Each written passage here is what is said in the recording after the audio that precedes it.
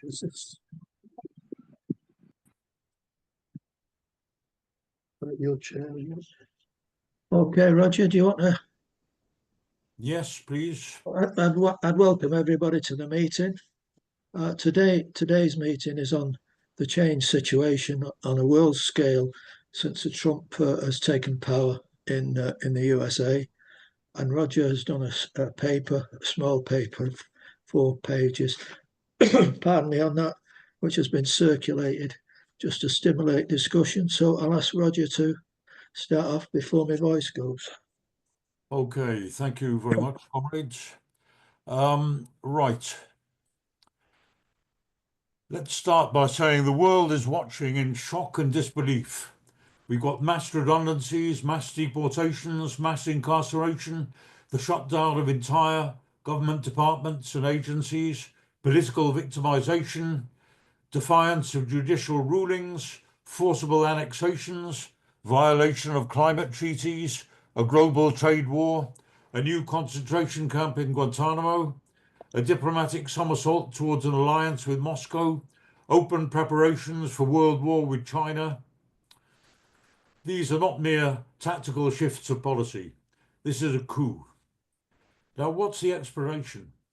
Just as earthquakes and volcanic eruptions result from tectonic shifts in the Earth's crust, so too the build-up to this political earthquake arose from the stress building up under the surface over nearly 2 decades in world capitalism. We're now once again hovering on the brink of a recession. Among the symptoms are economic instability, growing inequality, environmental disaster, political upheavals, and growing social unrest. The 2008 economic crisis precipitated an endless wave of turbulence worldwide, an upsurge of protests, uprisings, governmental crises, coups, civil wars, the collapse of reformist parties, the sudden eruption of new left movements, soon followed by their equally sudden collapse, the coming to power of far-right governments east and west. The period of globalization is over. The liberal dreams of eliminating national borders have been shattered. The EU, NATO, and the United Nations are all crumbling. Conditions in the ex-colonial world have precipitated an endless wave of migration to the West, which is aggravating the crisis still further. The old capitalist economies are in irrevocable decline. In Western Europe, annual growth is hardly 1%. Europe's strongest economy, Germany, actually contracted in 2023 and 2024. Apart from brief blips, the US economy too is slowing down relentlessly. Between 1945 and 1973, it grew by an annual average of 4%. Since then, it slowed to below 2%.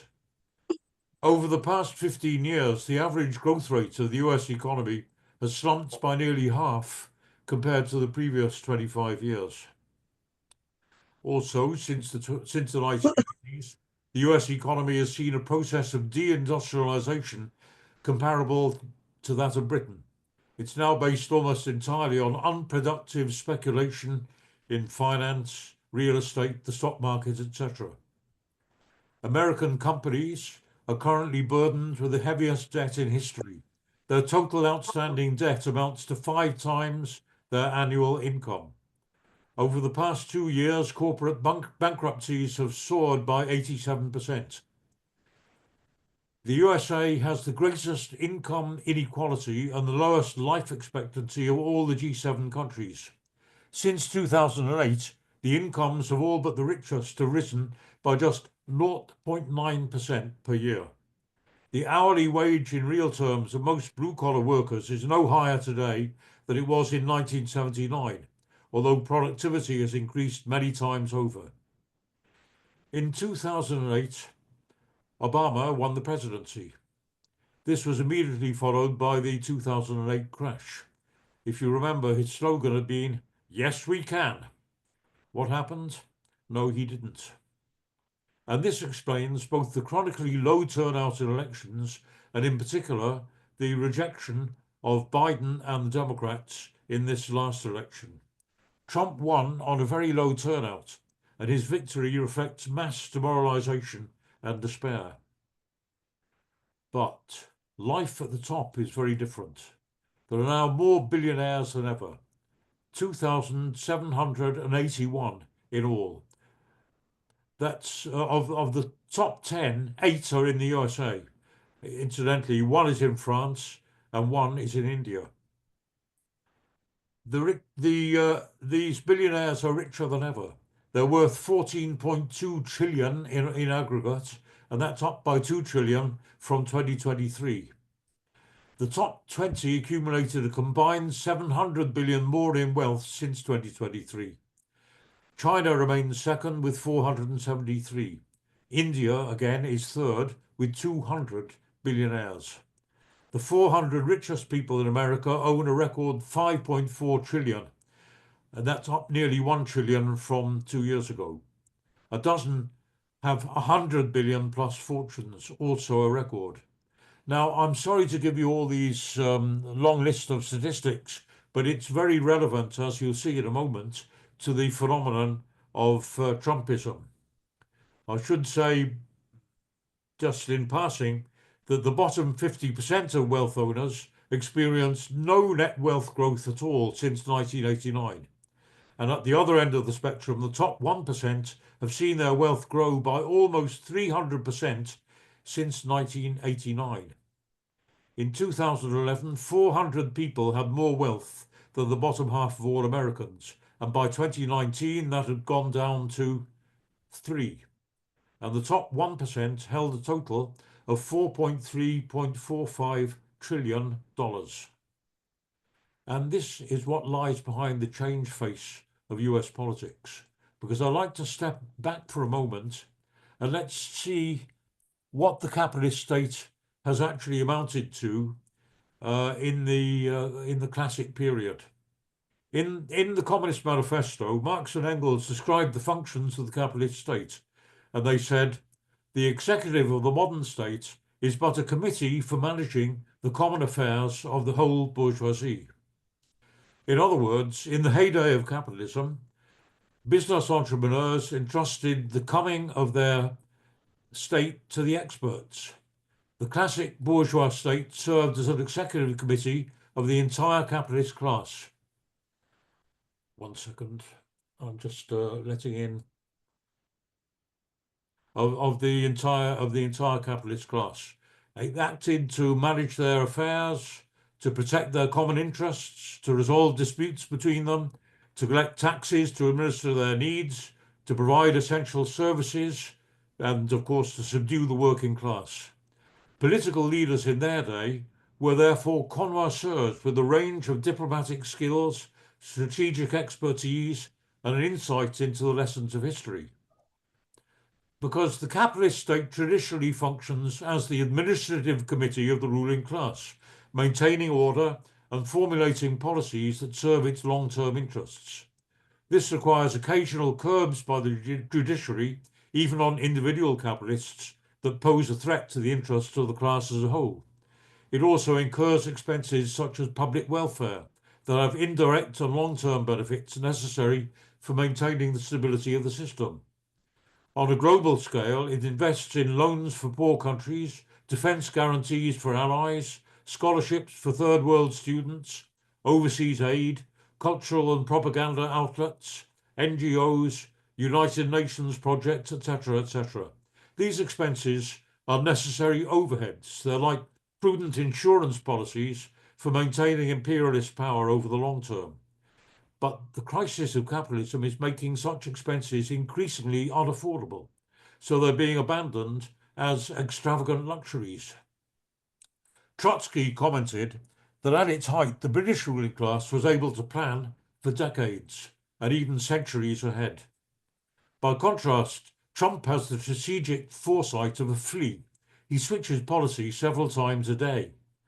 Now that's because Trump and Musk brazenly represent the abandonment by the ruling class of any long-term strategy in favour of a desperate quest for instant cash gains. Personal corruption has openly replaced the profession of public service. So how are we to define this new phenomenon? I think it's time to retrieve the word plutocracy, which means literally rule by the rich. Now, of course, the rich have always ruled, but up to now they've always entrusted the administration of their rule to a special caste of mandarins, politicians, and bureaucrats. But society today has become so grotesquely polarized, the wealth so monstrously concentrated, and capitalism so grossly monopolized that it feels it can dispense with the need to assign its collective interests to a specialized political agency. It now rules directly in its own name. Naked personal power is concentrated directly in the hands of brash billionaires. The crooked property tycoon Trump and the venture capitalist Elon Musk, who is soon going to become the world's first trillionaire, they've dismissed their traditional caste of political administrators and they've seized direct power for themselves. Trump is running the state as the art of the deal, to quote the title of his book. He's dispensing with the old political arts.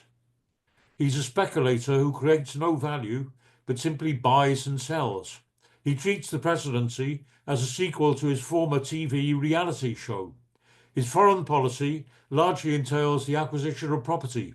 He remains fundamentally a property speculator with his eye on lucrative plunder. He wants Greenland. He wants Canada. He wants the Panama Canal. He wants the minerals of Ukraine. He wants to make the Riviera of the Middle East in Gaza. And Musk, too, is essentially just another investor. He may or may not know anything about cybernetics or cosmology or space rockets, but he simply has a nose for profit. Now, so today, politics is supplanted by business.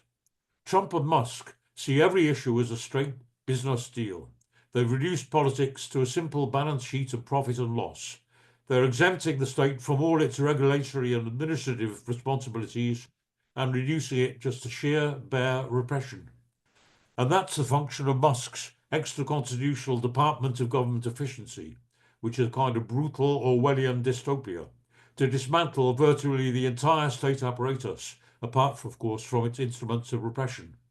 2.4 million state employees are under threat of instant redundancy, with the outright closure of government departments such as health, education, USAID, Voice of America, etc. And next on the hit list will be the US Social Security system, which costs $1.3 trillion a year. The primary goal of the billionaires is to maximize their wealth at the expense of their long-term stability and at the cost of the population as a whole, who suffer cuts both in their personal incomes and in the social wage. To do this, they crush resistance with the use of ruthless repression. They brainwash the masses through rabid right-wing demagoguery and racism. For instance, Trump's policy of deporting up to 12 million immigrants is actually detrimental to the economy, but it's a brazen display of carefully calculated bigotry that is a highly effective use of divide and rule. The USA is, after all, a country built by immigrants.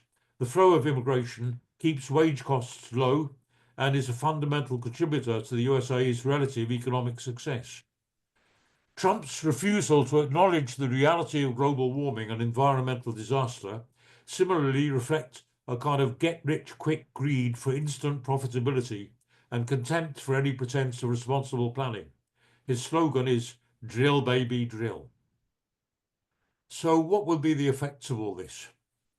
The imposition of tariffs will start a trade war which will precipitate the coming recession. The purpose of tariffs is to protect domestic capitalists against competition that they cannot win. India imposed severe protectionist policies until it was forced by the IMF to abandon them in 1991. China still largely practices the same policy. But since the end of the Second World War, from a position of strength, the USA and the West shifted to a policy of free trade to force less developed countries to open their markets. The fact that protectionism is being imposed today by the world's richest country is itself an indictment of capitalism. Trump's imposition of punitive tariffs on Canada, Mexico and China, for a start, will invite retaliatory measures and it'll start a wholesale trade war. Protectionism, therefore, will stoke inflation, it'll choke off international trade, it'll shrink the economy and it'll precipitate a recession. As The Economist commented, with his aggressive and erratic protectionism, Mr. Trump is playing with fire. In economics, as in foreign relations, it's becoming clear that policy is being set on the president's whim. That will cause lasting damage at home and abroad. The world economy is at a dangerous moment. The real world will pay the price.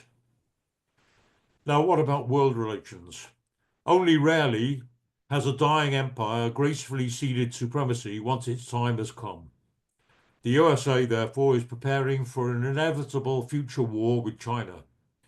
Faced with the threat of China's current ally, Russia, with its huge nuclear stockpile, the now displaced traditional faction of the US ruling class have been seeking, at colossal cost and with diminishing returns, to exhaust Russia's resources with economic sanctions and a proxy war. The old order, though, is now displaced, triumphantly supplanted by a new faction operating an alternative strategy, in other words, to appease and neutralize Russia. Trump's brutal rupture with the 80-year-old NATO alliance and his rapprochement with Russia are therefore not at all perverse. They represent a perfectly rational recognition of the new world balance of forces. His own Vice President Vance, I'm just quoting from him, he called for a focus on East Asia, which is where our most significant competitor is for the next 20 or 30 years. And even more clearly, the Secretary of State Rubio said, "We're in a situation now where the Russians have become increasingly dependent on the Chinese. If Russia becomes a permanent junior partner to China in the long term, now you're talking about two nuclear powers aligned against the United States. That's not a good outcome for America or for Europe or the world." And I think this explains Trump's determination to end a war which it was already losing in Ukraine by conceding its neutrality and ceding to Crimea and Donbass. But in foreign policy too, what counts now is not diplomacy or strategy, but cash. Because in return, Trump plans to commandeer the rich mineral, agricultural, and energy resources of Western Ukraine. And in effect, the outcome is going to be a ruthless partition of Ukraine, with Russia occupying the East and the USA swallowing up the West. Now, what about the idea that Trump represents a kind of fascism? Many commentators have likened the new regime to a form of fascism. It's true that both Mussolini and Hitler also came to power initially by constitutional means, and it's only then that they proceeded to impose dictatorial regimes. But there is a big difference. Both came to power after years of class struggle, strikes, uprisings, revolutions which confronted on the streets by counter-revolutionary thugs. The impasse in the class struggle, having sapped the ability of the ruling class to wield power by traditional means, it made the decision to incorporate these private street gangs into the state machine and to relinquish control to lawless and unaccountable dictators. Now, certainly, the Trump regime is despicable. It's brutal, vulgar, cruel, greedy, dangerous. But it's a mistake to call it fascist. Fascism means the voluntary surrender by the ruling class of direct political power to an agency of brute force in conditions of crisis and deadlock in the class struggle, once traditional means of control have failed. Now, Trumpism is the exact opposite. Far from submission to an unaccountable dictatorship, it's the personal takeover of the functions of the state by a handful of capitalist oligarchs. They dispensed with the finesse, diplomacy, and strategic planning of a classic bourgeois state. They've amassed into their hands such a vast accumulation of wealth and power that they dismissed the services of a professional elite to administer their affairs. Trump and Musk represent a declining empire thrashing around to maintain its supremacy by whatever means available, dismantling constitutional balances, curbing free speech, driving down wages, imposing tariffs, threatening annexations, shutting down institutions, laying off workers, ordering mass deportations. Now, but fascism means outright slaughter, the physical destruction of the organizations of the working class. Mussolini, Hitler, Franco, Pinochet, Suharto. Between them, they murdered literally millions upon millions of working class activists. They came to power in the wake of years of bitter class struggle, and they had at their command a mass base in the form of very real private street armies. They terrorized, jailed, tortured, and physically exterminated a generation of working class militants. And as a consequence, their regimes lingered on for many years. To call the Trump regime fascist presupposes the utter destruction of the organizations of the working class. That may turn out to be the ultimate result, but the decisive battles are still to come. Trump and Musk personally are loathsome creatures. They have fascist ambitions. They're aspiring fascists. Musk's Sieg Heil salute was no accident, and they do have at their disposal fascist gangs, so far relatively small, which could later be deployed. But at this stage, these are held in reserve. At some stage, we can expect widespread working class resistance, and it's only once Trump succeeds in decisively crushing it can something like a classical fascist regime materialize. But a state directly ruled by the oligarchy and lacking the strategic skills of a professional political caste can only end up all the sooner in an almighty crash. And that can only bring confrontation. What is the future for the American ruling class? The American working class. The imposition of tariffs will raise prices. It'll precipitate a recession. The purge of state payrolls will push up unemployment. The expulsion of migrant workers and the forced relocation of US companies from abroad will squeeze workers' wages and conditions closer to third world levels. Whatever illusions in the American dream still linger on will evaporate. The ruling corporations have amassed into their hands such a grotesque accumulation of wealth and power that they no longer require a professional elite to administer their affairs. Far from surrendering direct power to a fascist dictatorship, they've even dispensed with finesse, diplomacy, and strategic planning of a classic bourgeois state. I want to finish by saying that the new era of Trump and Musk was actually already foreshadowed in Jack London's prophetic novel The Iron Heel, written 117 years ago, in which, first of all, he attributes to Abraham Lincoln this prediction. I think it's one that he actually made up, but it's a very relevant quote. He attributes to Lincoln the following prediction: I see in the near future a crisis approaching that unnerves me and causes me to tremble for the safety of my country.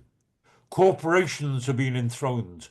An era of corruption in high places will follow, and the money power of the country will endeavour to prolong its reign by working upon the prejudices of the people until the wealth is aggregated in a few hands and the republic is destroyed. In other words, politics would be dispensed with by the sheer rule of money. And the revolutionary hero of the novel sums up the role of politicians. He says, you pompously call yourselves Republicans and Democrats. There is no Republican Party. There is no Democratic Party. You're lickspittlers and panderers, the creatures of the plutocracy. The oligarch, in his turn, tells the revolutionary hero, we will grind you revolutionists down under our heel, and we shall walk upon your faces.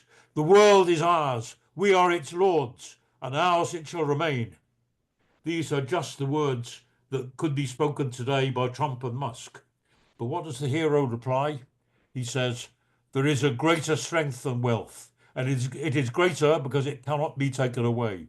Our strength, the strength of the proletariat, is in our muscles, in our hands to cast ballots, in our fingers to pull triggers. So never in history has there been such universal unrest. Even the revolutions that followed the First World War were confined to Europe and some parts of Asia, whereas today they're shaking every continent.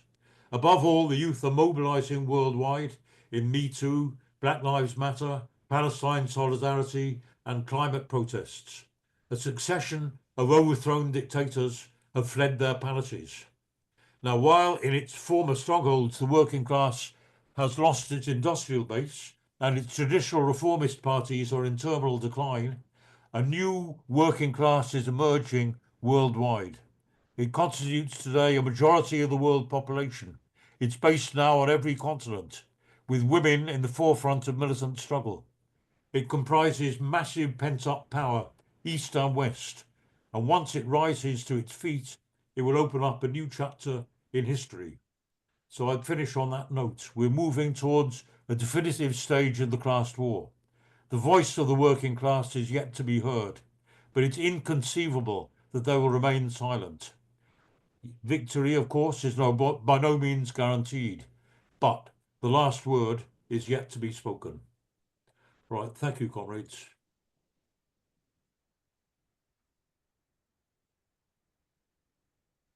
Okay, thanks very much, Roger, for that.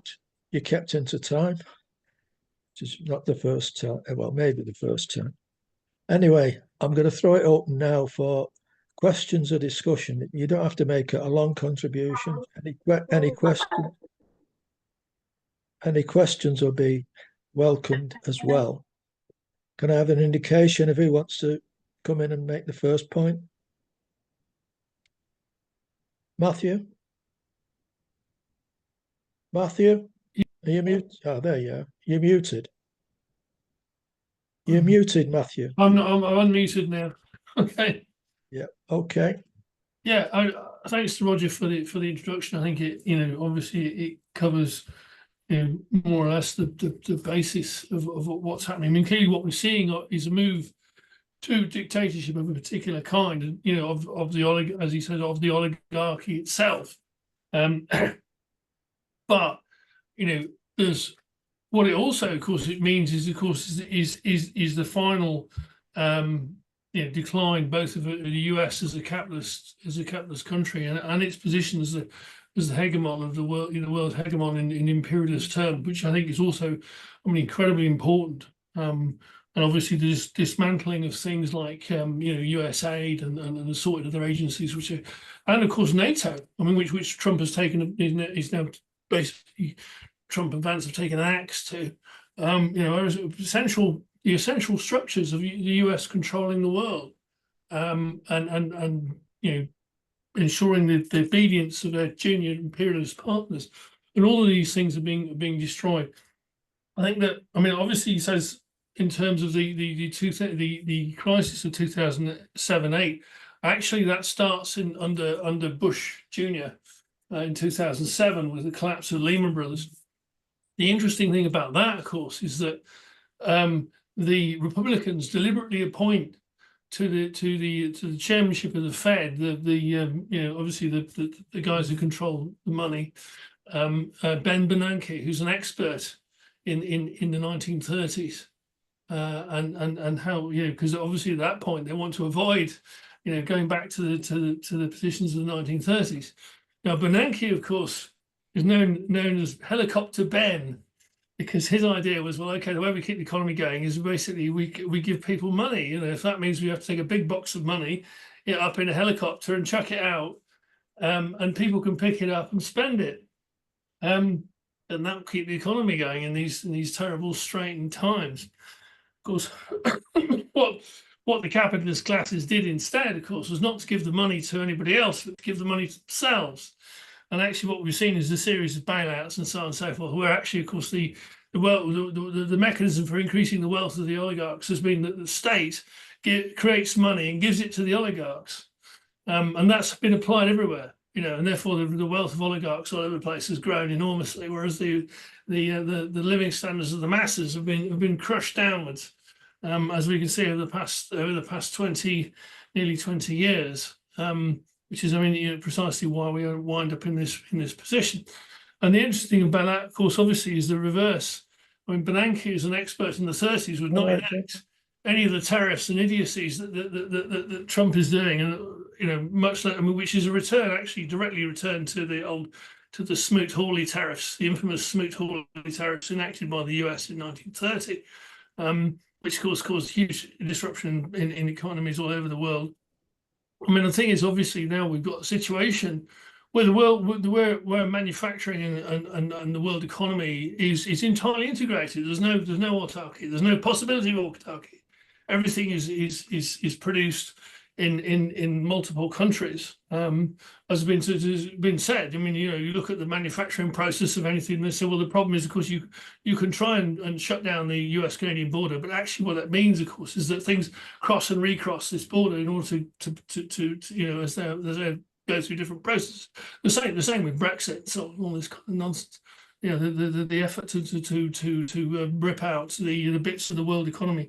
I mean, this simply isn't possible, of course, without the whole bloody thing falling apart, and there being mass collapse. I think the thing is also about in terms of of Trumpism is also its resort essentially to gangsterism. I mean, it does come directly, obviously, as you say, from the New York real estate business, which is essentially is sort of vaguely legal gangsterism, and that method is being applied. You can see everything that Trump does is essentially a sort of low level gangsterism. That's how things are put forward. You must do this and all this. I want that, and it's sort of sort of fairly blackmail of a fairly low level and all that sort of this sort of thing. And also, of course, we wind up in a situation where Trump and Vance attacking Zelensky publicly, which is extraordinary. I mean, obviously that sort of thing has been going on behind the scenes for decades, but only the really hopeless do that in public. It's completely ludicrous. But what we're also seeing in terms of the state in the US is a move to direct looting. The oligarchs are looting the state for their own purposes, and actually destroying whole areas. I mean, even if you look at say, okay, well, in terms of the things that maintain the working class, in terms of the social security, the medical, in terms of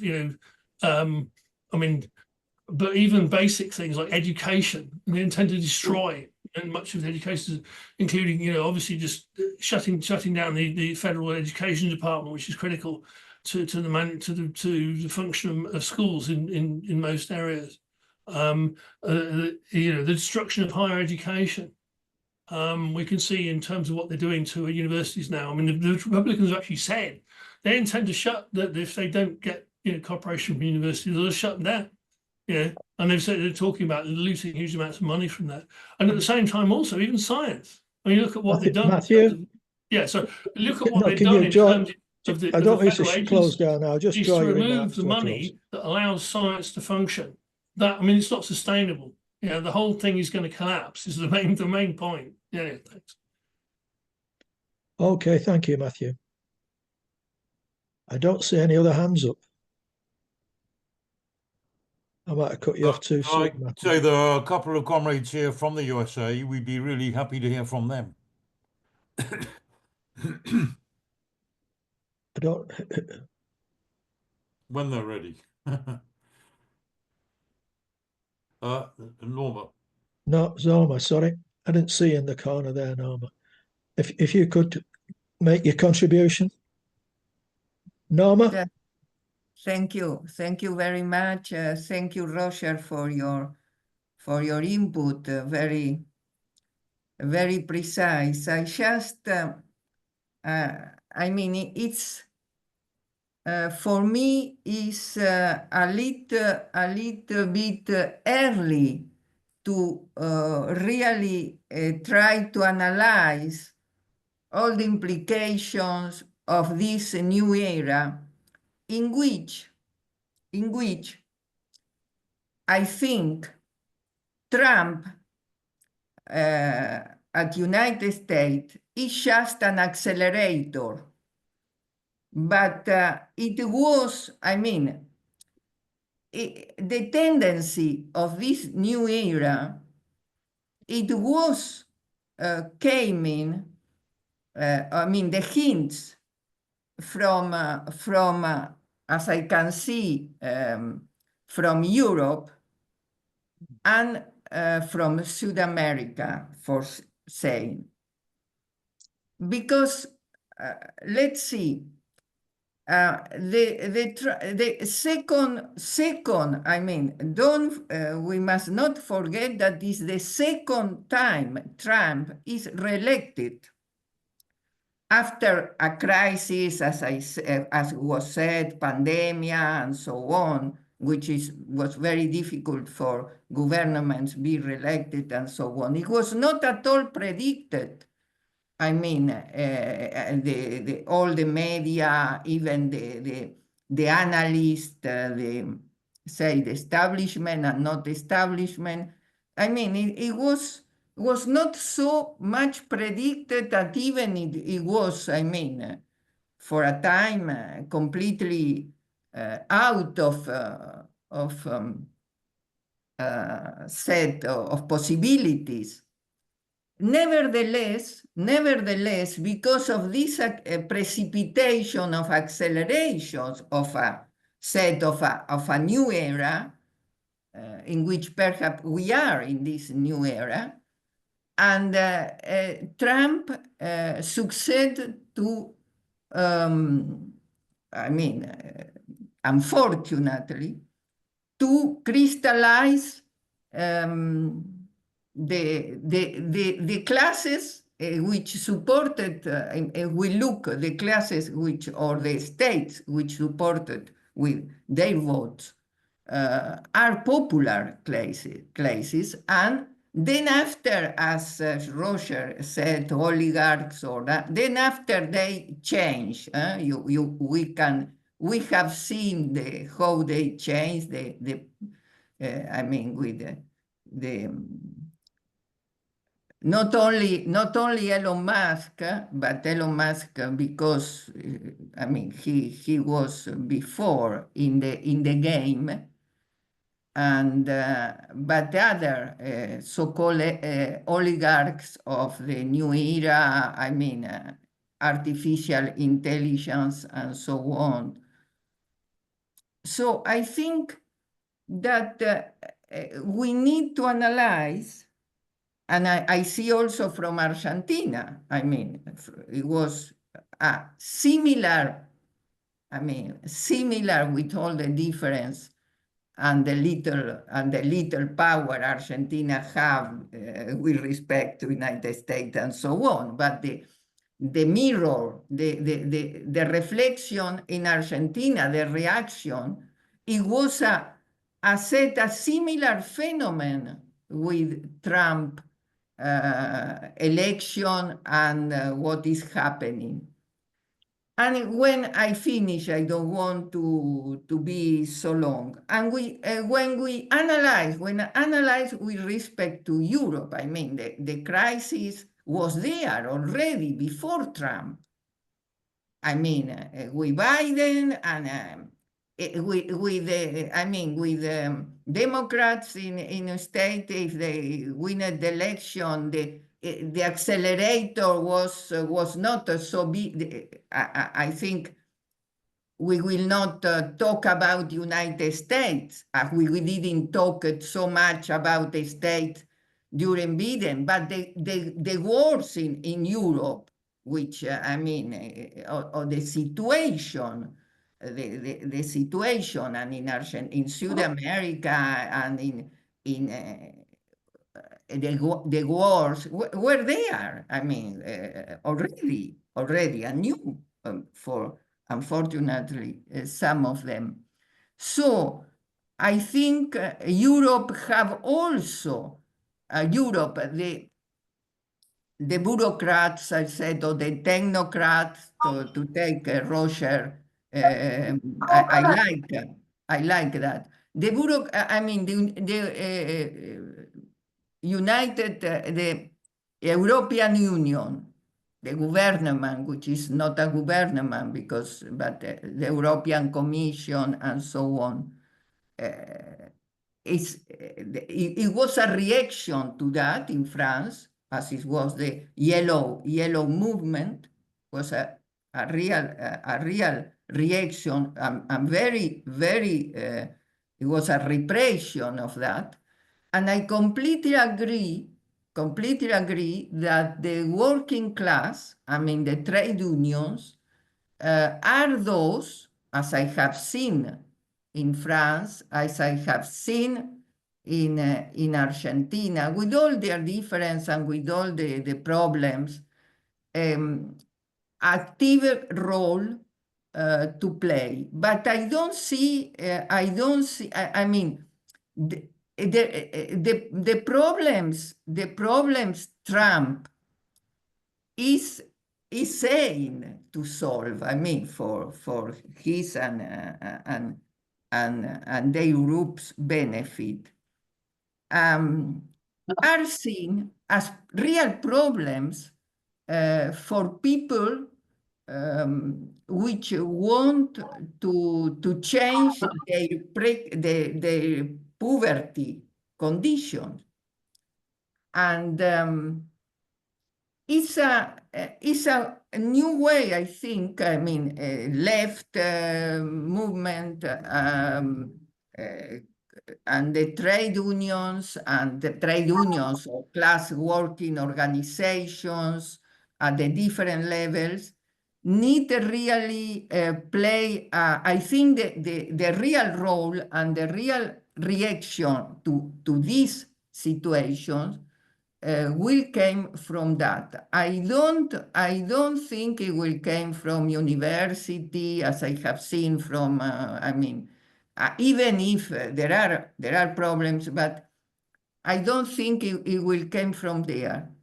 And the problem is, and that is completely open, how much, as I have seen, how much the movement, the trade unions, I said trade union for say the organizations of all working class, will be tolerated without a repression. In Argentina or in France or it has been repression for that. And that is a question to, I mean, a problem or to analyze and to get and to try to get a proposition from that, because in France it was very, very strong. Norma, could I ask you finished. to draw? Norma, could I ask you to draw your comments to a close, please? I close it. No, don't just shut down. If you've got any few words to say, carry on. No, okay. Bit brumped. Where are we now? Noel? Have I got that right? Noel? Can you make your contribution, please? United States, can people hear me? No, not very clearly. Let me stop there. Could you try turning your screen off and just use sound? Turn that off.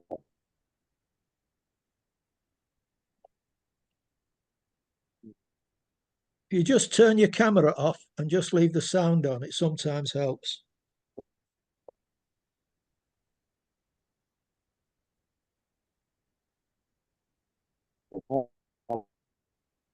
No, you're not coming through.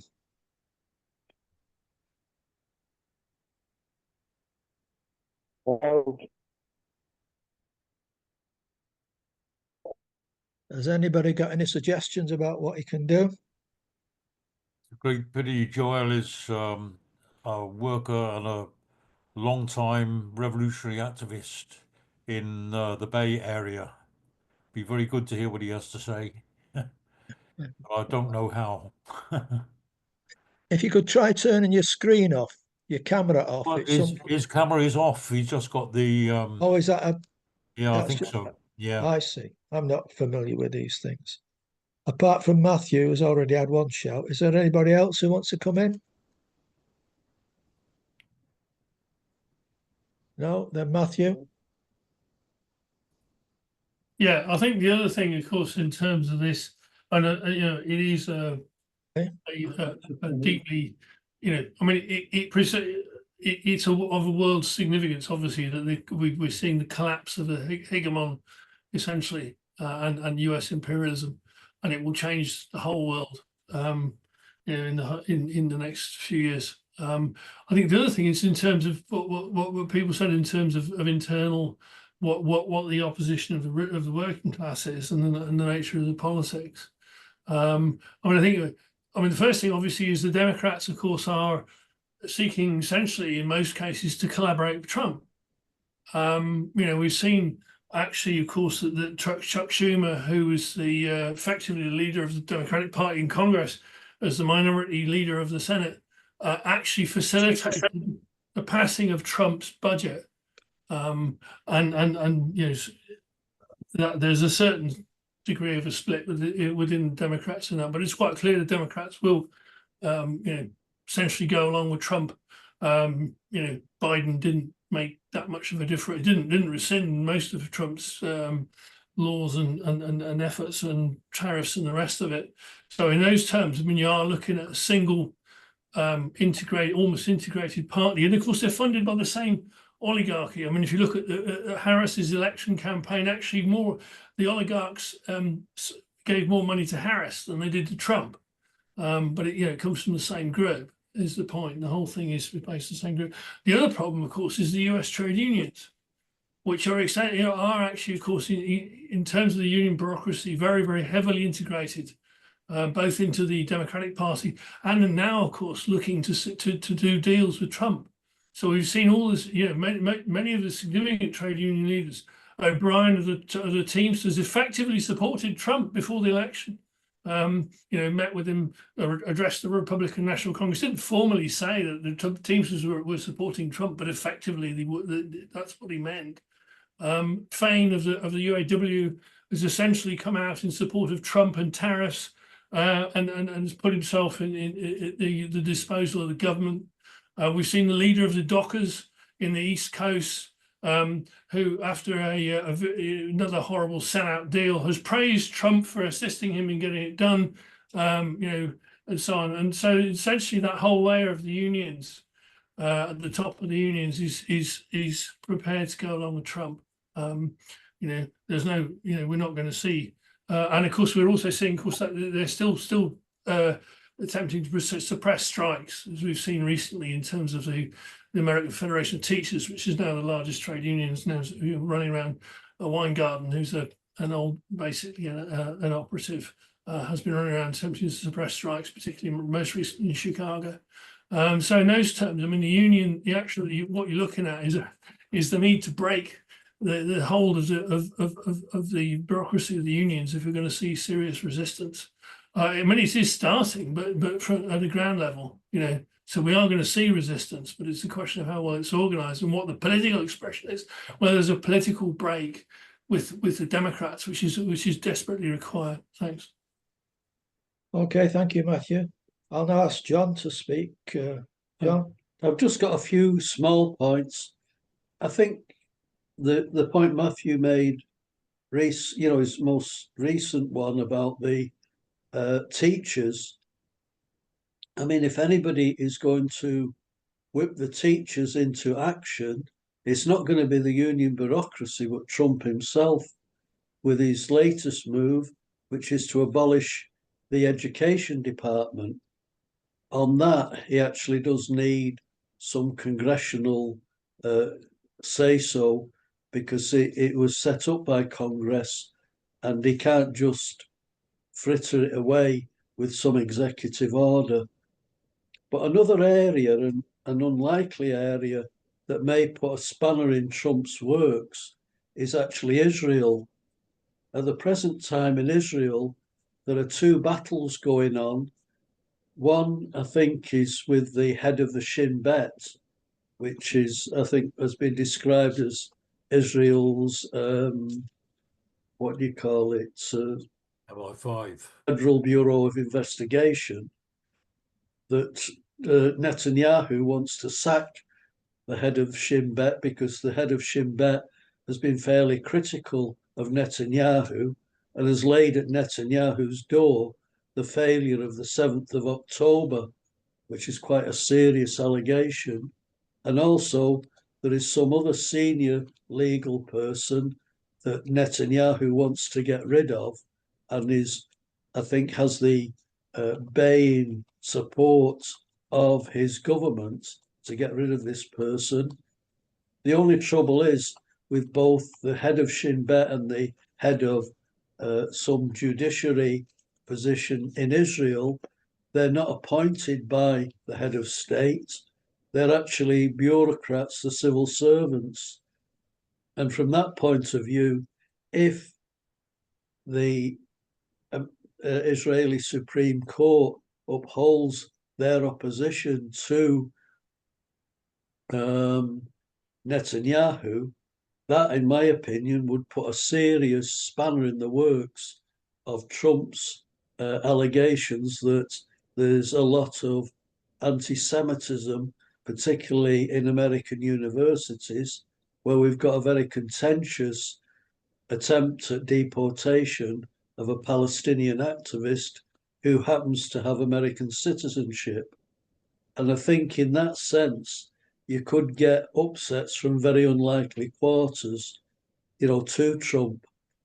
But as I say, Trump, and I think, it's taken as almost read, is his own worst enemy, because he's going around creating enemies willy-nilly. The idea that you can just shut down manufacture all over the world and bring it back to America is just so much nonsense. And as I say, Elon Musk's taking an axe to huge areas of employment in America is creating his own worst enemies. And I think we've seen in the past that the teachers have been very vocal in their opposition to governments, and they will have the backing of large numbers of students. I think in a previous meeting, it was pointed out that many students are very active in the anti-deportation campaigns because it's their classmates who are threatened with deportation. So if you like, I think the old military adage is never fight on two fronts at once. Well, Trump is picking about half a dozen fronts to fight on, and hopefully, that some of them will be successful in opposition to him. But I'd like, as Roger said, I'd like to hear from the American comrades as to what the feeling is in America and any even anecdotal things about where opposition is. So I'll leave it at that, comrades. Okay, thank you, John. I'll ask Joel now to come in, so we have more success this time. Go on, Joel.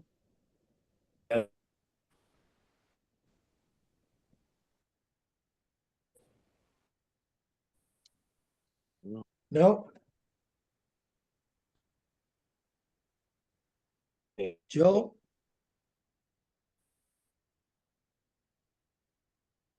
I'm afraid we're not having much success. I've no idea what the problem is. No? I'll ask Norma to come in then. Thank you. Just to come back, to take points from Matthew and Dominic. I said trade unions, but of course I am aware of the bureaucracy of, and problems of trade union. I said the class working organization, which at least in France, in Argentina, I know, directly in these countries, and of course in Europe too. From there, there are ground bases movement which are very active and very effective. And so, irrespective, of course, of the bureaucracy of their supra organizations or confederations, there are many well-organized trade unions, inclusive, with respect to teachers or to people in national education or in universities. when I said too that I think the reaction to this global situation, I mean, I try to, I analyze not only with respect to North America, but to Europe and to South America. And as I have seen, I said it will come from working class movements and organization more than universities or teachers. As Dominique said, I mean, teachers, students have, have reacted and have big and good movements and organizations and reactions. In North America and United States, yes, I mean, and that is what was one of the, I mean, we have seen for anti-Trump and so on. Not in as a result in the reality in South America or in Europe, there were not the main reaction of the main movement that get results.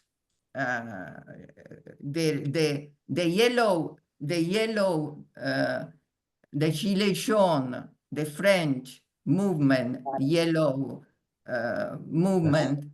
It was a movement which I think many in our network think that, I mean, it's a matter of fact, that it was still not totally analyzed and placed in the historical context from the left or from the people who can do that, I mean, and take in the actual reality. And I think that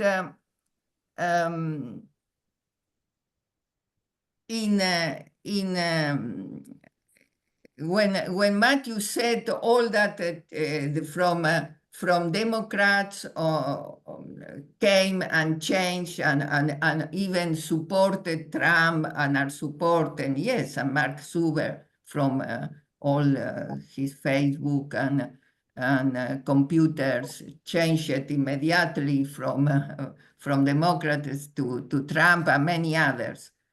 I think too that the new era of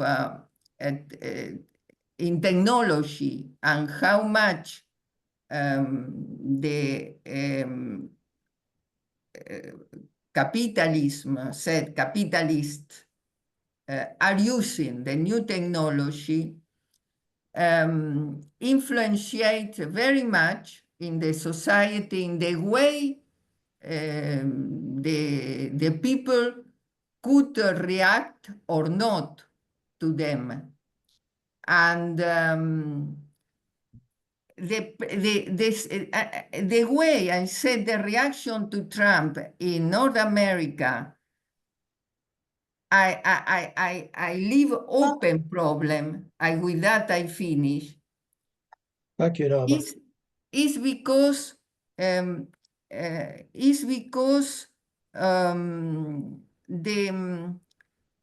the fact that it's a federal country too, and they even if we are in Europe, as I said, with centralism, so we see the national education have reduced budget, so it's a problem.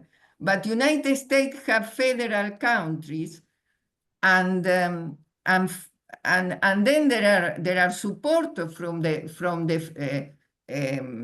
federal government to education, to different things, and that makes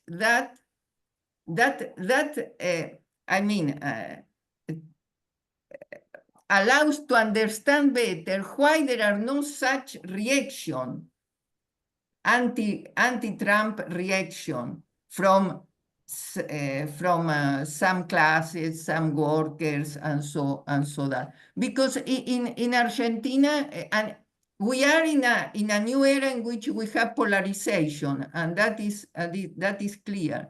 So different polarization.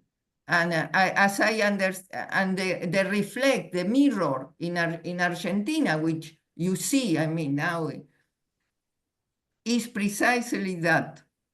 I mean, it was real problems to solve, and people may have make an espoir and are waiting to see what happened. Thank you. Okay, thank you, Norma.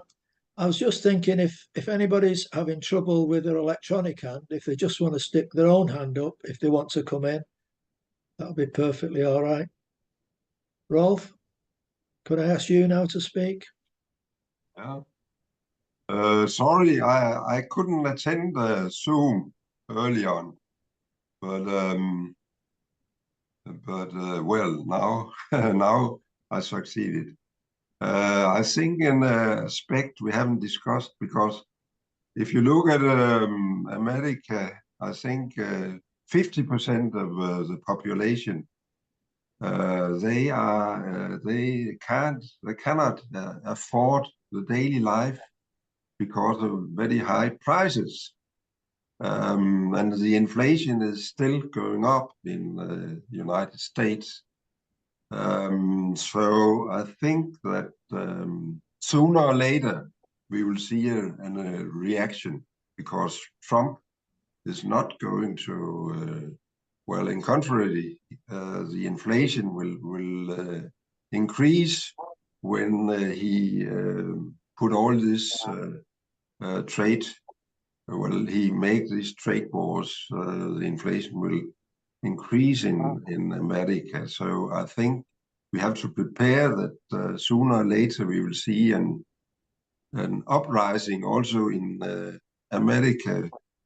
Well, now we see an uprising in Turkey. Nobody would expect that the Turkish population will go into the streets as they do now against the regime. The same in Israel. We have big demonstration also in Israel against Netanyahu. So sooner or later, the population will react. It's difficult to see, to say how the trade union and so on in America will react, but the population will react sooner or later. I think that's an aspect we should discuss also. Thank you. Okay, thank you, Rolf. I was just wondering if Rogers wants to make any points at this stage. If there's anybody else who would like to speak first, I'd welcome that. Particularly the US comrades. I don't know if Joel maybe could have another go, and Tyra and Karen, maybe. Tyra, yes, good. Tyra, if you could make your contribution, please. Yes, thank you. My name is Tyra Thomas Walker. I am one of the co-chairs of the Kentucky Alliance. We used to meet with you all some years ago. Had a lot of things happen. I do apologize for not continuing to meet. I just suffered a lot of loss in my family. So it deterred me. And I also ran for Metro Council. So I'm starting to get my momentum back up, but I ran for Metro Council here in Louisville, Kentucky. But we as the Kentucky Alliance are really staying engaged with what's going on with Trump. We're not very happy with Elon Musk. I'm just going to give you a breakdown of things that, if you don't mind, things that the Kentucky Alliance has been discussing in our meetings regarding the issues, as well as from an educator's point of view as well. And I'm sorry if you all hear my grandbaby in the back. I'm babysitting. So, but we have really been looking at focusing on the budget, our concerns, pretty much is why Congress are allowing him to do the things that he does. I don't know why the Democrats are not really stepping up. And that's just from my point of view and things that we've discussed as an alliance to try to stop him. So I did see Congressman Morgan McGarvey last night, and I told him that I wanted to speak with him. I know he's been holding several rallies every week. You had a rally against Elon about 2 or 3 weeks ago, and then there's a rally that he held just Saturday for Medicaid, because Americans are really going to suffer behind what Trump is doing. We don't think Elon Musk should have access to our personal information. He is not an elected official. However, it seems that he has his hand in the pot over here with what's going on with our government, and we're not very happy with that. Again, we're just really concerned about why they are not, the Congress are allowing him to do this, and there's not really a lot of pushback from our Democrats at all. I know we have an upcoming special election for some Congress people coming up here, and so we're hoping to flip some seats so that we can have more control. I do know that I can't say a lot, but I know some of the Americans are not happy. These are some who had voted for Trump. They're not very happy with what's going on. We do know that what he's doing is going to impact us, because you just can't stop something, shut things down that has been in effect for for decades. I don't know how long, so I'm going to say decades. I haven't looked that information up. And then you just go and you just shut it down, and you're changing names, and you're changing how we're used to things running. It's going to impact everyone, not just America, but everyone all over the world. And so somewhere we're going to have to figure out how to stop this man from doing these things. And I think Congress needs to really step up to the plate to say, you can't do this, because he thinks he is the judge. He thinks he is our king, and that he is the ruler, and he can do whatever he wants to do. And right now it's looking like that he has that control. But we're going to have to really organize and strategize on what we can do, because Americans over here are really suffering. And I heard you all talking about inflation. Yes, I do buy organic eggs. I paid $20 for 2 dozen eggs just the other week. And the price hasn't gone down yet. £15 gone down. eggs. Okay, thank you very much, Tyree. We You're hope welcome. to see you much more in the future. Yes, I plan on attending weekly. Very good to hear the situation in America. Thank you. Anybody else? Is there anybody else who wants to come in? Well, your magic seemed to work last time, Roger, when asking for somebody from America to come in, and they did. So, well, if you just I was going to say let's try Joel again, but I don't think he's here now. I think it's gone. But come on, other comrades, please. It's just a small point I'd make, but I think the thing that's got to be borne in mind is this isn't something that's happened because Trump got elected and he said, oh, what we're going to do. This has been long in the planning. They've been preparing for this for a long time. It's not like his first election where, if you like, he was getting hold of the reins and seeing what you could do with them. But before he got in, he was doing all sorts of planning with billionaires and gangsters in either political or financial circles. And the whole thing is charging through it because he wants to transform the situation in America. He's got the supreme court behind him, which he thinks, and presumably he has, because they basically, prior to the election, said that, was it the president has got, full rights, can do what he likes.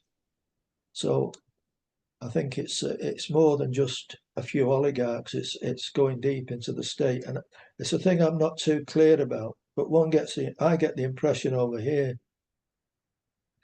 that if you like the Senate and the House of Representatives, they've not got very much working class representation in them, same as our Parliament over here used to have trade union representatives who were actually had actually worked in the industry, but now all the trade union representatives seem to come out of college and just it's a career, and I just imagine it's the same way in the States.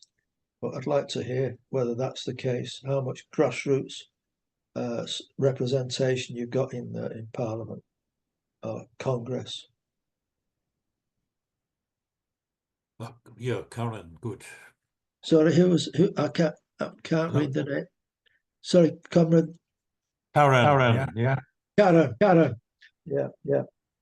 If you could, you want to speak, Karen? You're muted. No, it's not. Can you hear me? Yes. Very good. Oh, okay. I have earphones and I don't know how these always work. So anyway, just a couple of comments. One thing is that there are quite a few protests. There are actually many protests going on, but they're not reported in the mainstream media. You see them on things like Threads, various social media things. And that is kind of disturbing. I think that one of the things that has caused me a great deal of concern is Columbia University and Columbia University caving into Trump and to Trump's demands. They have enough money that they don't have to. I mean, they have a huge endowment. So I think that when we see the universities, but that is the university administration, not necessarily the university faculty. So when we see the university administration caving into these kinds of demands, my question is, and we will see, is what's going to happen with the other universities, not always the elite ones, but I'll say something about that in a minute, but the other universities, and what's going to happen with the faculty? Will the faculty rise up against the universities? No one wants to lose their job. So they find themselves in sort of a tenuous position because now they know that if they speak out, some of them can afford to speak out literally, and others can't necessarily. So it will be interesting to see what happens there. Bernie and AOC have been going around, this is a switch here, but Bernie and AOC have been going around the country holding rallies, and those rallies are huge. So they are mobilizing people all across the country. And they're mobilizing people not only in so-called blue states, but they're mobilizing people in red states. They recently had 2 rallies, I think, in the past few days in Arizona, which has blue dots in a sea of red, but Phoenix and Tucson are the 2 larger cities where they've held these rallies, and they've had thousands of people. I think that one of the impediments to people rising up because of things like the cost of eggs, the symbolic cost of eggs, is that they don't believe that this is Trump. They're told, I don't know what they think. I think they think that Biden did it or something, but this is what they're told. It's not Trump. It's their neighbor who voted for Biden. It's their blue neighbor. And I think that is a huge concern as to what is going to happen on the ground, so to speak, with the social bifurcations, which I think will, I'm sorry to say this, but I think will become violent at some point. We are so bifurcated. I live in Eastern Washington, and I teach at a university over here, and I teach political science, unfortunately, at this point. But anyway, Eastern Washington is very conservative. I live in Spokane, which is not as conservative, but it's a very aggressive kind of conservatism. I used to live on the East Coast, and even though there were conservatives there, it was not aggressive in the same way that it is in other parts of the country. Several years ago, we had, I think it was at the end of the last Trump administration, I'm not sure, I was standing at a grocery store and there was a Trump parade, and trucks came right by this small grocery, which is in the middle of an urban neighborhood, came right by there with their flags flying. They were standing in the backs of their trucks. It was very intimidating, and it was deeply disturbing. So I think that we will see some of that, which is of concern. The splitting of our society into all of these different groups, I think that we may see some benefit from that, because each of these groups, LGBT and racial groups and ethnic groups and so forth, I think that hasn't been a good thing, but I think that each of these groups seems to be coming out and protesting. And at some point, I think it doesn't really matter why someone is protesting. If they all come back out to protest, there will be consolidation. And I'm seeing in my area more consolidation of protest against this or against that, but more consolidation of those groups so they're not each in their little silos. Someone made the comment, I think it was Norma, about our states and the federal system.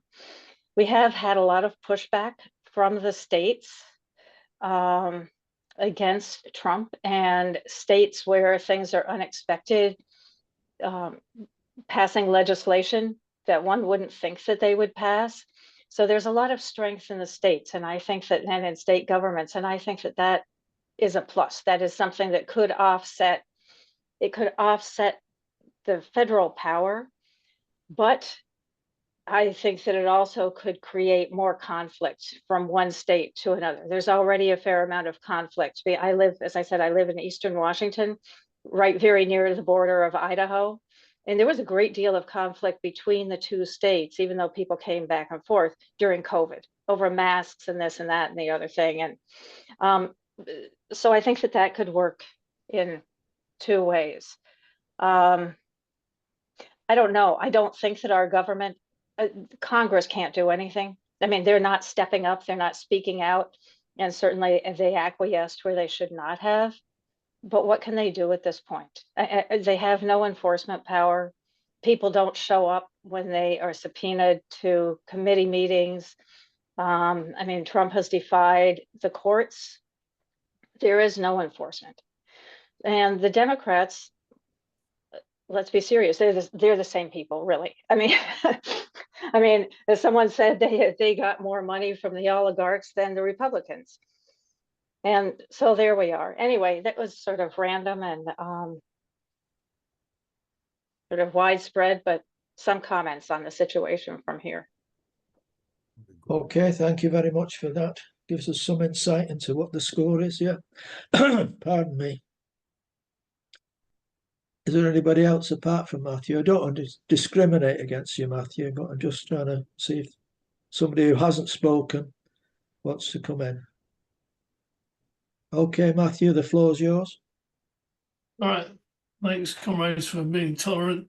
Yeah, I think just to answer your point about the nature of the elections in the US. I mean, the thing is that there's the Supreme Court in a decision called Citizens United essentially allowed unlimited money into US elections.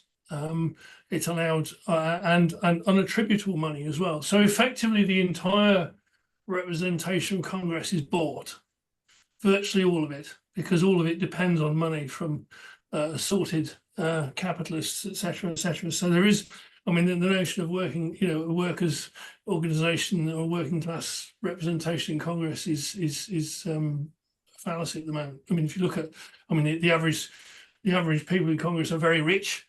Yeah, even the representatives themselves are rich.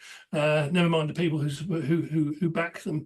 And they're old. I mean, it's a gerontocracy as well, and it's the Senate in particular is basically full of old men. So I mean, in those terms, it's fossilized. The system is fossilized, and the democracy is not representative.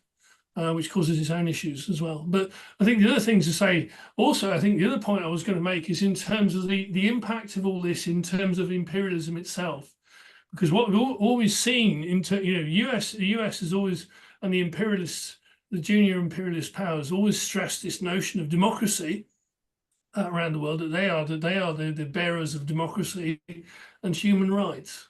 Neither of which are now sustainable in the slightest. I mean, Trump is the bearer of basically the where he can get it, the armed might and gangsterism. I mean, if you look at this behavior, say the behavior is basically gangsterism. In those terms, I mean, it does enormous damage. Plus, of course, the other problem is, of course, the US is seeking nakedly to use to effectively prop it up itself in political and economic terms with military might, and yet it is facing defeat. The imperialists have been defeated in Ukraine. The US Navy is bursting a gut to try and stay off the coast of Yemen. It can't. It really can't. I mean, the actual Navy itself is terrified it's going to start losing ships because the Yemenis are now building missiles that are extremely capable. There's a very interesting interview with a guy who's the head of procurement, one of the heads of procurement at the Pentagon, and said that the Yemeni missiles now are do things that are scary. So they've and they've got pretty close to hitting major ships. So in those terms, I mean, the US is losing even in military terms across the world. So things are going to change very rapidly. Thanks.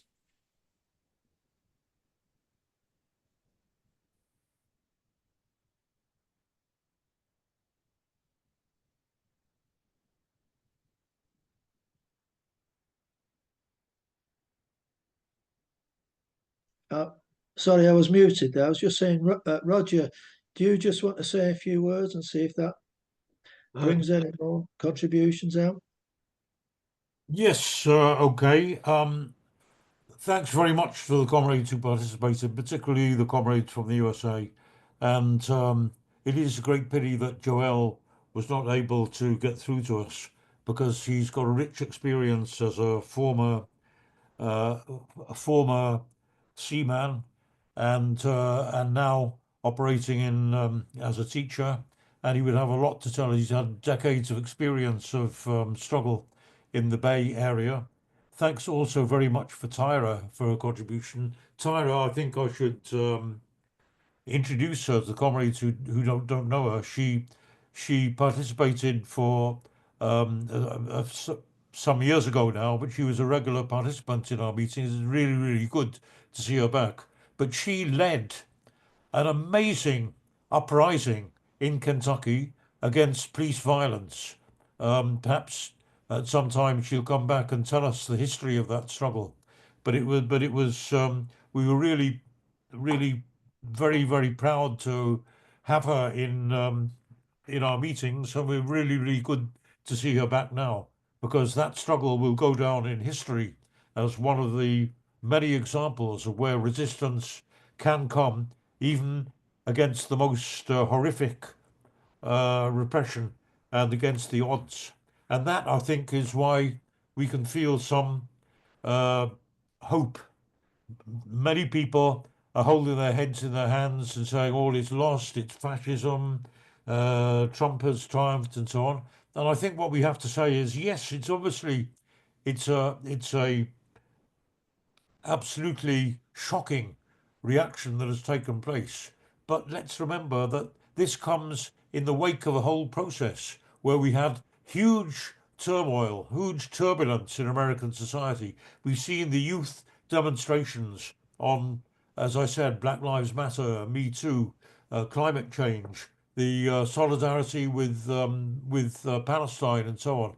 And it's these movements of the population, and particularly of the youth, which have actually scared the ruling class, and that's partly driven them to support the hard line of Trump. And that's actually the victory of Trump. It's obviously a very, very serious blow, but it's also, it could be the spur to a far more serious resistance, because we had before no kind of political leadership coming.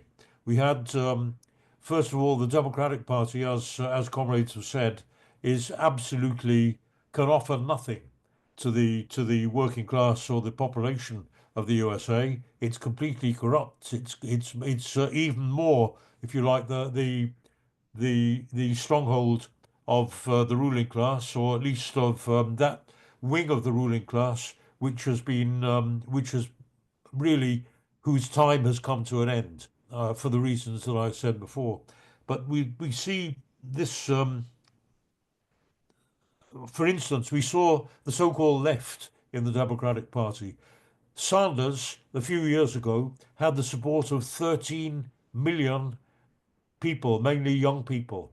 There was a huge groundswell of support, and he was actually talking very left. He was, if anything, he was putting forward a more coherent anti-capitalist position than, say, Corbyn did here. He was talking about the capitalism. He was saying, he used the word socialism. He actually, according to opinion polls, I don't know if it's still true now, but recent opinion polls, a majority of young people in opinion polls were saying that they favoured socialism. Now, of course, whether they knew quite what they meant by socialism, but nevertheless, Sanders actually mobilised a huge support, and he gave a ray of kind of hope, and then he completely capitulated, and he just supported the old corrupt plutocratic leadership, if you like, of the Democratic Party, and that's why we're in this situation now. But you don't need to. Somebody puts their hand up. Just sorry. No. Sorry. Okay, so I think we have to see this as just a stage in a process. The working class haven't been defeated. The youth haven't been defeated. I was very glad to hear from Karen that that there is a lot of resistance, a lot of mobilisations, a lot of meetings which have not been reported, which we weren't aware of. I think I understood what you were that was what you were saying, Karen. And in that situation, remember, it's only a few weeks that Trump has been in power. He hasn't been exposed yet. His promises have not been undermined yet.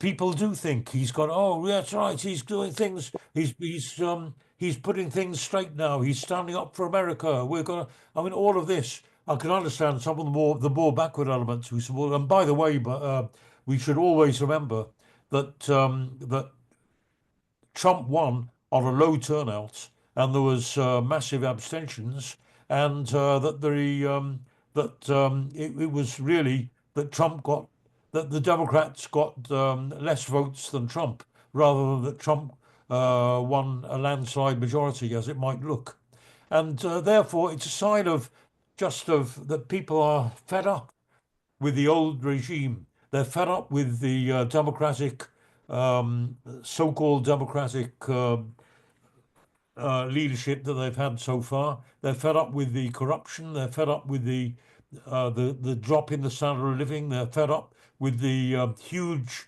concentration of wealth that I described before. They don't trust the Democrats, and it's a sign of despair. Of course, there are some people who are open to reactionary ideas and so on. That's always the case. But it's also, there must be many supporters of Trump, many people who voted for Trump, who are going to desert him in the period ahead, because what's going to happen? His policy is going to lead to worse and worse conditions for the working class. His first of all, the mass redundancies that are going to come. The collapse of any kind of social support that is going to come from the cuts in education and in welfare and all the rest of it. There's going to be inflation is going to soar as a result of the new trade war that he's initiating with the imposition of draconic tariffs.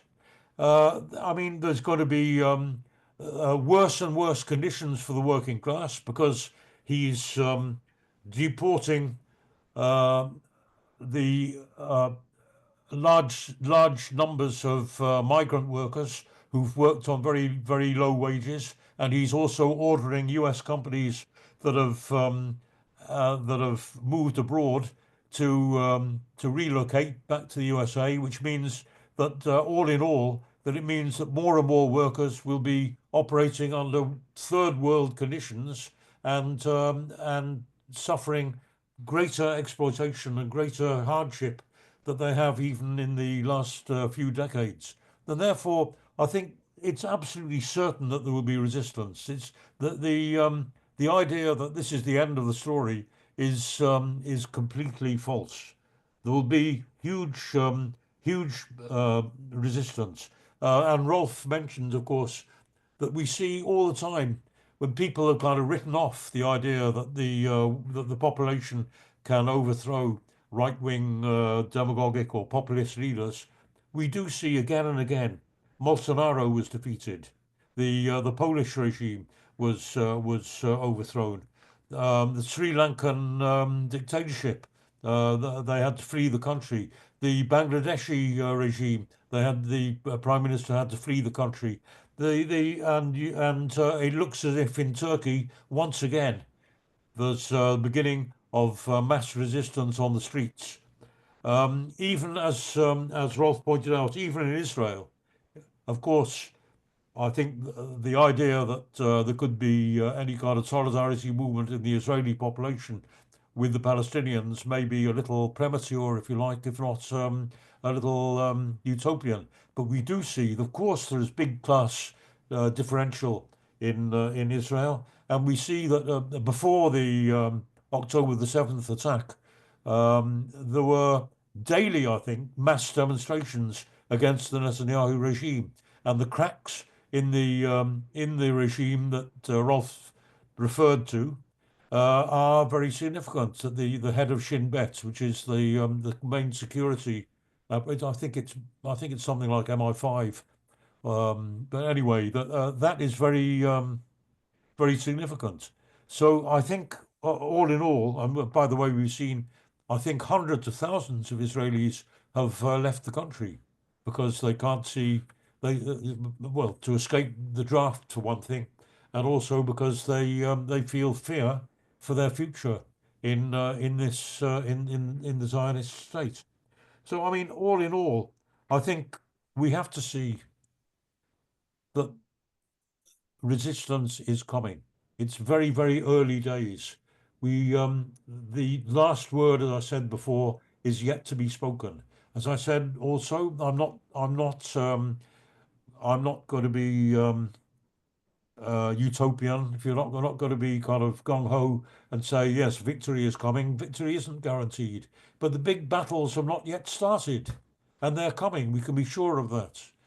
Trade union resistance, mass youth demonstrations on the streets, and all kinds of events. This is a time of very sharp turns and very sudden changes, and we're going to see many more of them, and many opportunities will arise. And in a way, the fact that the past period of quiescence is come to an end, and the fact that the cracks have developed now within the ruling class is going to open the way for really important events in the future. So I thank all the comrades for their participation. I think it's been a very good discussion, and I hope that there are one or two comrades here who we haven't seen before or who we haven't seen for a while, and I hope that they will come back. We have regular meetings, and we really welcome their participation. So thank you, comrades. Okay, thank you, Roger. I take it from Brilliant. lack of hands, there's nobody else wants to come in. I thank everybody for their attendance, and I just asked Roger about a message for next week. Right, I have to tell you something a little unexpected for comrades who've been in our regular meetings. We do meet weekly. We've had weekly meetings with hardly a break for more than 5 years, and we've had comrades from all 5 continents. Even today, we had comrades from America, from Africa, from Asia, as well as from Europe, who participated, although it's a disappointingly small meeting. But we do, our meetings are also posted, the videos are posted on YouTube, and I think there's a number of comrades who catch up by watching the recordings later. So, but I have to say, although we've succeeded in bringing comrades from all around the world and people who are really in the front line of class struggles in country after country, sometimes we hit a blank. And for the moment, despite efforts in many different directions, I've not succeeded in fixing a speaker for next week. We have a speaker for the week after. We have a comrade who's going to talk about the situation in among the Arab masses throughout the Arab world. That's in 2 weeks' time. For next week, as of now, we still don't have any volunteers. I would ask actually if there are any comrades here. Don't feel shy to offer. Don't feel shy to make their contribution, because I know that the comrades all have experiences and ideas and a lot to offer for our discussions, and they shouldn't feel that they need to be word perfect or they need to do a huge amount of research before they come in. Even an informal discussion, a casual discussion, would still be of great value. So I would ask comrades to consider whether they would like to volunteer. If we're unlucky, we may have to miss a week. But you'll be getting an email as usual, probably around Tuesday or Wednesday, and that we'll let you know then. I'd like to also point something out, that we have twice a year we have a really complicated situation because of the time changes, because of the clocks go forward or back. I can't even remember which at the moment. But as a result, in Western Europe, I think in most of Europe, that is aligned with British time, so it isn't a problem. But in some countries, it's not aligned, and in the USA, I think they switch their timing a week later, if I remember correctly. And in some countries, they don't switch time at all. Karen's shaking her head. Maybe I'm mistaken on that.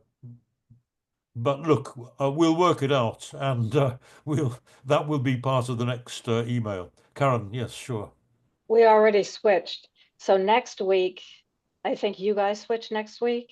Yes. So when you switch you've already next switched. week, Okay, we'll be okay. back on the same time. Okay. Well, congratulations for getting it right this week then. Thanks, Karen. Okay. Well, that's all. Thanks for your contributions, comrades. And I hope to see you next week, but in any case, in 2 weeks' time. Thank you. Thanks, comrades. Thank you. Bye. Thanks. Bye, comrades. Bye. Goodbye. Goodbye. Bye.